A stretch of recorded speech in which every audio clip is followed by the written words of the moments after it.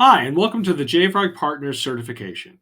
During this certification process, you'll learn a lot about DevOps and DevSecOps. You'll learn about the JFrog platform. You'll learn about who JFrog is. You'll learn how to ask the right questions to find out if the JFrog platform is right for your customers.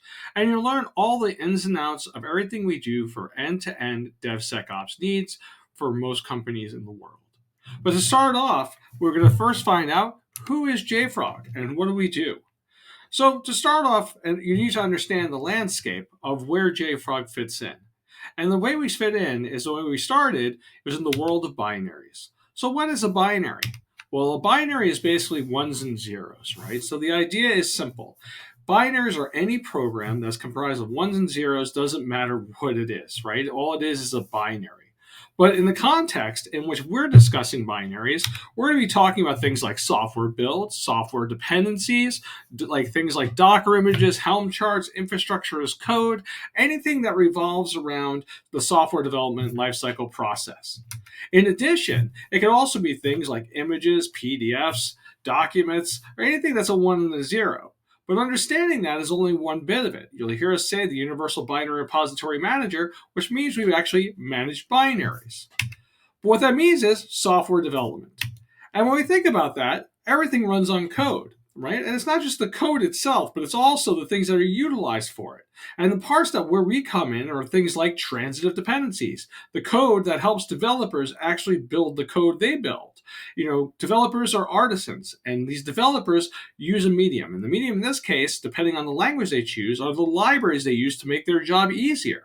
So understanding that, you need to also understand how things have changed over time and why having a binary management system, including security, which we'll discuss in a little while, why it's so important to so many organizations. And to do that, we need to go through the history of software development. Now, throughout time, the thing is that when things started, and I'm going to date myself in this case, when things started back 25 plus years ago for me, you would do agile development. And now with agile development, that meant that you would go ahead and create releases that were, say, once a quarter or once every half year. They were very scheduled out releases. But throughout time, the actual software development has improved. The speed and the expediency of actually developing it and the velocity of creating software has changed over time. With the advent of CI, with continuous integration, creating build servers to make things easier, CD for continuous delivery, to deliver the software it needs to be, whether it's to a customer, a device, whether it's to the a website or whatever. Then DevOps came about, and we'll talk about DevOps in a bit. Then microservices, and then Docker and Kubernetes, and now ML and AI. It's constantly growing, constantly expanding. And in that time frame, the sheer number of software releases, the sheer number of binaries that are being created has exponentially grown year over year, over year over year. So understanding that is the need where JFrog comes in.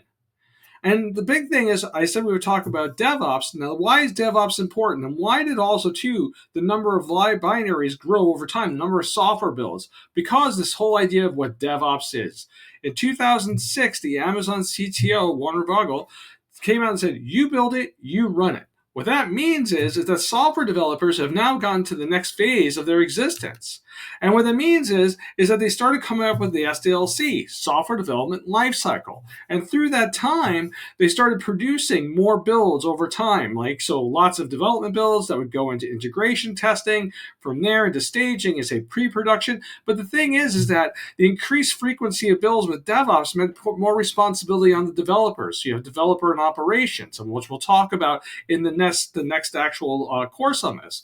But the thing is that as the velocity increases, the number of build increases, the number of binaries increases, the number of dependencies, the number of software builds themselves, and the stages. And they actually decrease from, now maybe companies produce 100 builds in development, and maybe only one makes it to production. And saying that, what is DevOps exactly, though, right? Understanding, here's the number of builds have increased, and you build it, you run it. But what it means is that software development and operations came together. So not only developing the software, but also coordinating with the IT departments on how to deploy it and how to run it. And on top of that, it helps software companies understand, because it went from being, I produce a piece of software, it gets handed off to somebody else down the road and somewhere in the cycle, to where now there's more responsibility and onus on me as an actual developer myself. And the thing is, this actually helped increase velocity, not hinder it, allowing companies to make smaller, more precise releases more rapidly over time. And the whole idea is you iterate, right? You make smaller releases, you learn from it, you build again, you plan, you build. It's that constant infinite loop of cycles.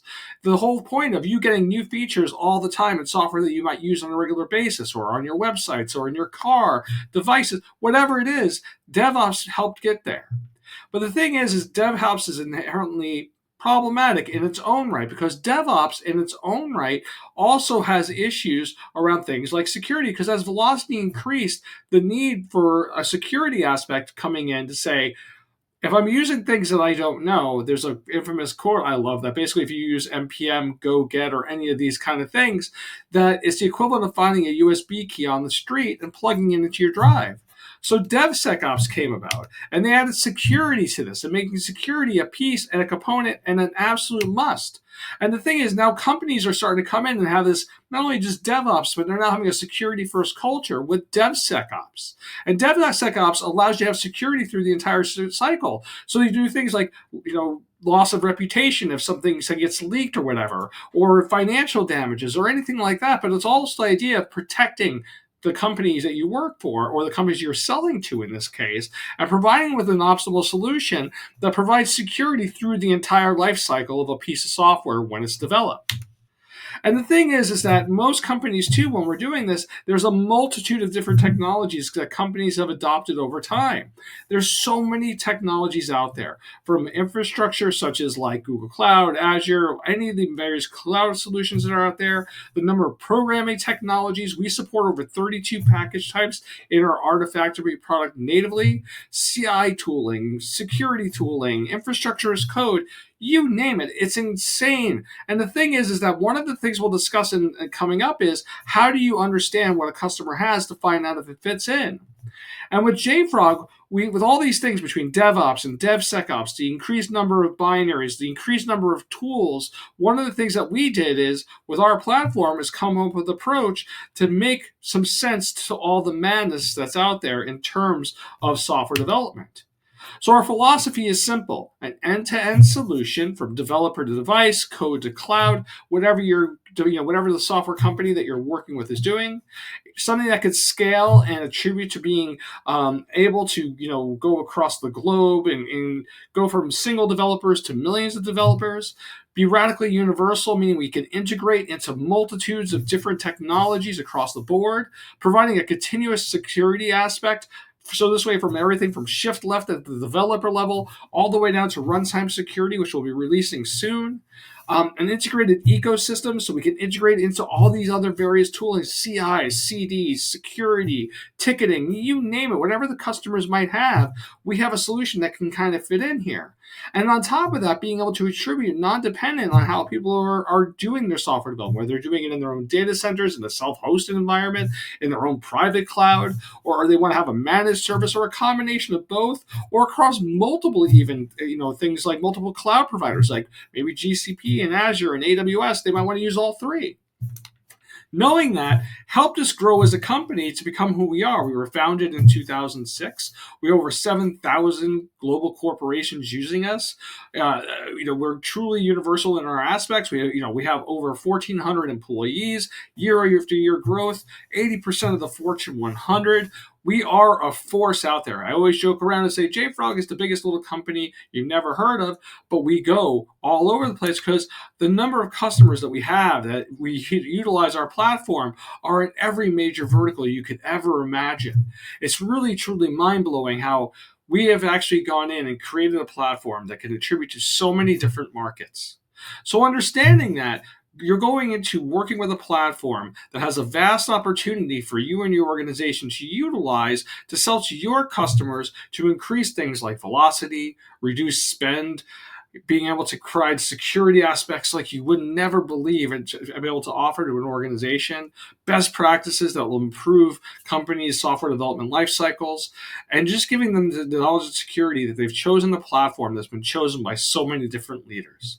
So understanding that, you're about to begin your journey into something that Forrester says, if you use our platform, there's a 393% return on investment within the first 6 months of using the platform to ensure safety, security across the board for the organizations that you work with. And thank you.